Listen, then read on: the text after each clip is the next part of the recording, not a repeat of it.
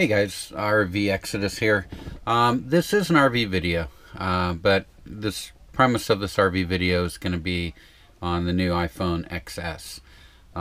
If you're not aware, Apple every year releases new iPhones, and this year the new models are the iPhone XS, the iPhone XS Max, and the iPhone XR. Now the iPhone XR is their budget iPhone. The iPhone XS Max is the large size follow-up to the iPhone X, and the regular iPhone XS, which is what I have right here, is the is just the follow-up to last year's iPhone X. Now, Apple claims that their new iPhones, I believe all three models, iPhone XS, iPhone XS Max, and iPhone XR, all support faster Wi-Fi and faster cellular. So we're going to do a little bit of a test today just to see. I've got, like I said, I've got this iPhone XS. I've got an iPhone 7 Plus. I've got a really old iPhone, I think it's powered off here, an iPhone, it looks like I need to charge it up. This is an iPhone 6, and then I also have an iPhone X, last year's model. And so we're going to do a speed test on all of these.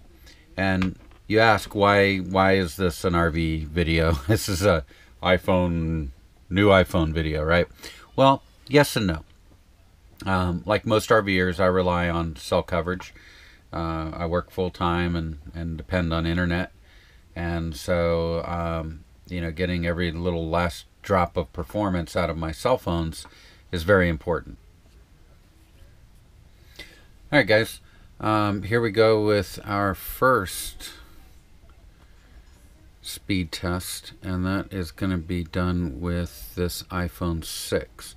Now, the iPhone 6 was released in 2014, so, and we're going to use Cable One in Phoenix, Arizona for all of these tests, just to make sure we're getting some consistent results as much as possible. So here we go with the first iPhone 6 speed test.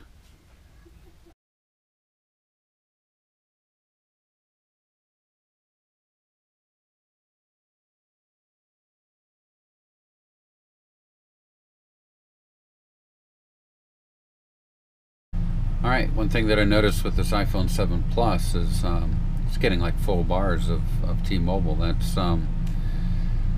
different. The other phones don't see that, so this will be interesting. You can go ahead and change the server here. Of course, Wi-Fi is off, and all of these I'm cycling into airplane mode. Just reset connections. Cable One in Phoenix. There's a Cable One in Prescott, which I got to be careful I don't accidentally select. So Cable One Phoenix.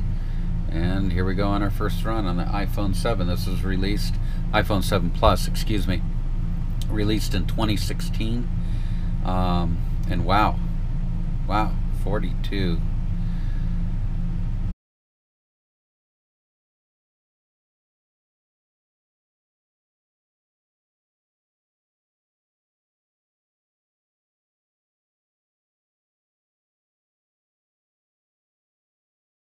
So this is the iPhone X from last year, from 2017. Again, I have it on Cable One in Phoenix, Arizona, and we will go ahead and run our first test.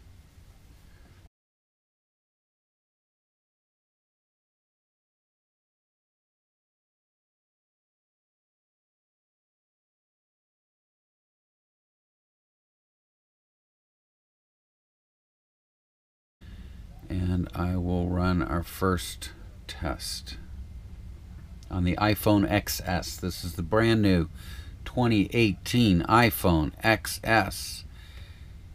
And so far, we're looking good. Money well spent. I'm getting those extra 4 megabits.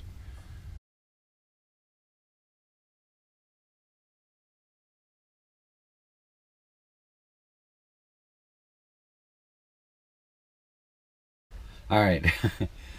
49.7, although you did see it kind of surge above that, which you didn't see with the other phones too much, and 21.7. So Alright guys, I'm really hoping you can see this, but here's our results, and let me go ahead and I'll blow this up quite a bit. So you can see the 3 tests here for the iPhone 6. The average came out to be just under 16 megabits per second downloads and just under 7 megabits per second on the uploads. The iPhone 7 Plus came in at 38 down and 20 up. And the iPhone X from last year came in at 37, almost 38 down and about 11 up. And then the new iPhone came in at 50, almost 51 down and about 20 and a half up. So if we zoom this out a little bit so you can see what I'm talking about. So if we look at all these models across the board, from the results that I'm seeing here in East Mesa up in the hills on a rainy day, without a doubt the iPhone 7 Plus and the iPhone XS were the victors. No doubt the iPhone XS, and that's what we would expect with Apple reporting that the new iPhones are faster on the cellular side, that there were some technology updates as well as new basebands added. So we are seeing that reflected in the results. It didn't seem to impact the uploads. I was able to still get those types of upload speeds on the iPhone 7 Plus. All right, what does this mean? Well, if you do upgrade to the new iPhone, absolutely, you're going to see improved performance in a lot of scenarios. My scenario, my situation is one example. You know, every location is going to have its unique circumstances, its unique challenges, and every phone's going to perform a little bit differently in each one of those areas. What we could see from my results is that the iPhone XS did improve. If you have an iPhone 6, wow, you're going to see, you know, potentially double, triple the uploads and downloads. If you have an iPhone 7 or an 8 or an iPhone X from last year, yeah, you might see some improvements. There's definitely an opportunity for improvements there, but is it going to be double or triple? No, not at all. So that's great. That's awesome. I'm actually happy. I rely on these phones for work, and you know, I'm satisfied getting, you know, 4 or 5 extra little megabits out of an iPhone upgrade. I'm just a little bit faster than I was last year. That's true about the phone. As far as about me personally, that's not so true. Okay, what else is there about these new iPhones that's relevant for RVers, right? So, you know, somebody asked me, you can do an iPhone review for RVers. How's that relevant? Well, we live in a mobile home, and these are mobile phones. So I think that there's a lot of similarities, a lot of overlaps, and a lot of important factors here to consider.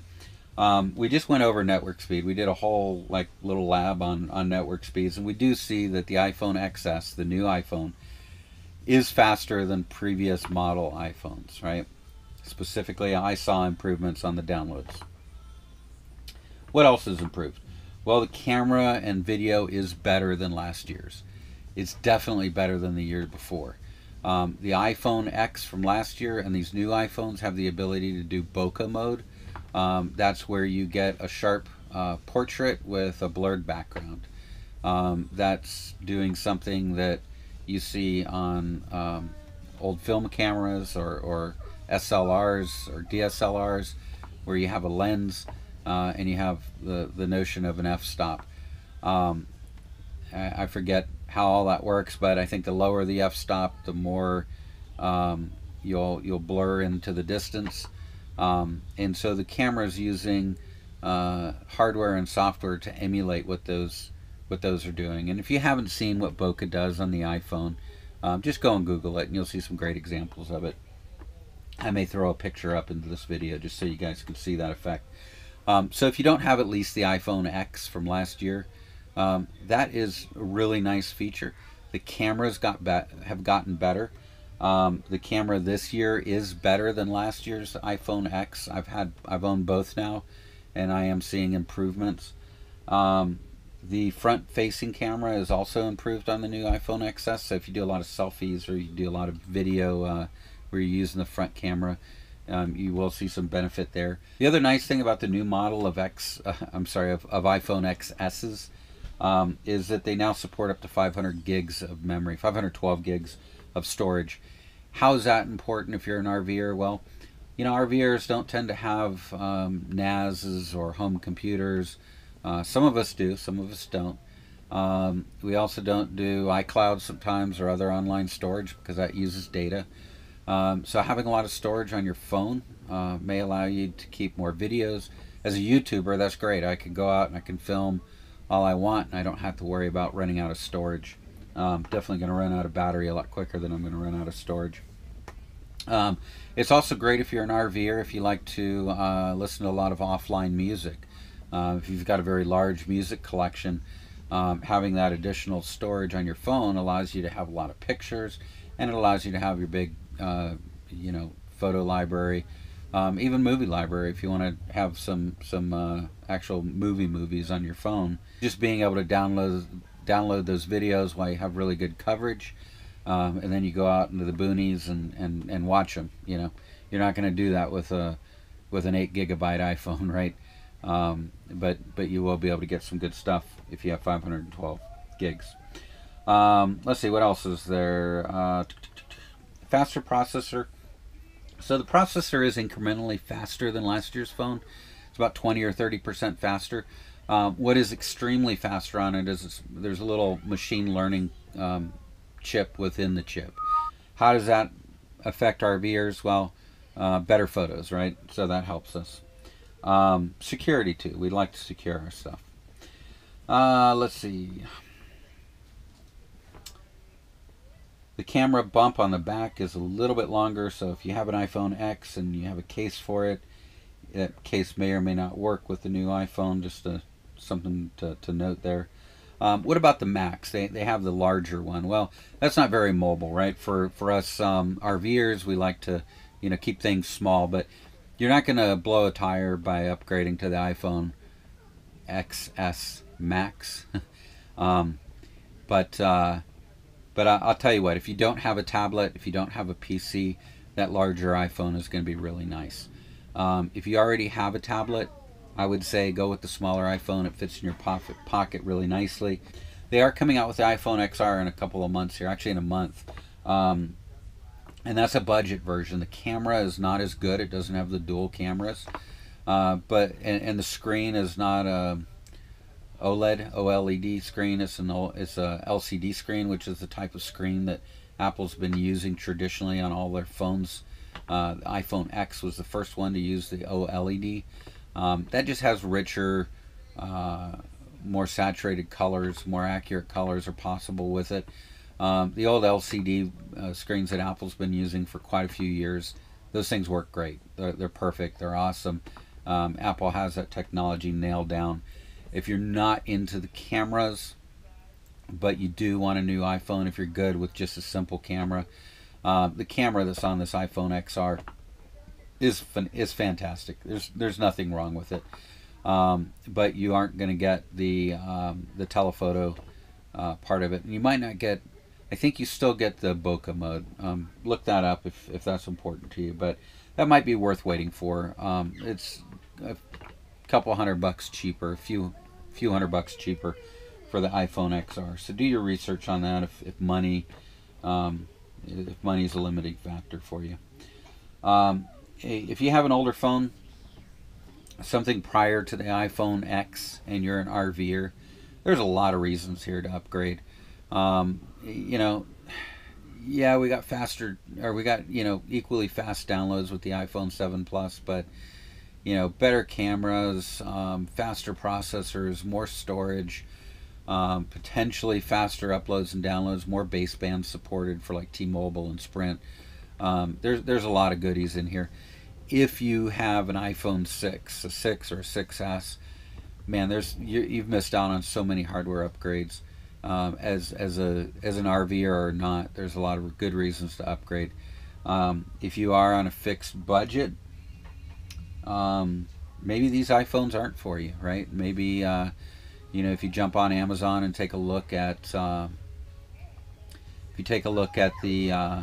some of the Android phones that are out there, you can get a really nice Android phone for $200. So, you know, if you're struggling financially, and you just need something that's going to get you online, maybe a nice big screen, you know, maybe a pretty good camera, go find yourself either a used iPhone or a used Android, like a Galaxy or a Google phone, or buy a brand new knockoff. You know, one of these generic Android phones on Amazon. Look at the reviews on it and read the reviews. You're gonna find that pretty much, you know, any decent Android or iPhone on the market today is going to do everything that most people need it to do. So that's that. I'm actually really happy with the new iPhone XS. I didn't need to upgrade. I have the iPhone X. Both my wife and I love the cameras. We do a lot of photos. She's a great photographer compared to me. And we like to upgrade just for the camera improvements every year. Beyond that, I also do iOS development now and then, so having the latest and greatest models is a benefit there. And the money, it's important to me, but you know what? You can't pinch your pennies on everything, and this is the one area where I like to just splurge a little bit, and so I have, and I'm in no way dissatisfied with my purchase. What I am going to do, and I'm going to recommend that any cell phone you have, unless you paid $9 for it, put a tempered glass screen protector on it. You may not be able to see it here, but what's going to happen is if you have an impact, it's going to crack that screen. I'm doing another speed test here. It's gonna crack that screen, and it's gonna help protect the actual screen underneath. We're gonna go out with a bang here at 51. The other thing is, you know, even like if you like naked phones, I would always recommend having some level of a case on it. This case has a little bump.